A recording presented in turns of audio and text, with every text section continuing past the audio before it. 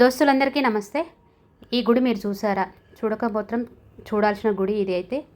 నేనైతే ఈరోజైతే చాలా రోజులు అవుతుంది కదా అనేసి మా చిన్నమ్మాయి కూడా చూడలేదు అనేసి తీసుకొని అయితే వెళ్ళినాము. ఇక్కడైతే దునిలో అయితే మా చిన్నమ్మాయితో కొబ్బరికాయ అయితే వేయించిన తర్వాత అయితే గుడి చుట్టూ అయితే ప్రదక్షిణం అయితే చేస్తున్నాము. ఇక్కడ మీకు దుని అని చెప్పినప్పుడు మీకు ఒక ఐడియా వచ్చి ఉంటుంది కదా, ఈ గుడి ఏ గుడి అనేది సాయిబాబా గుడి.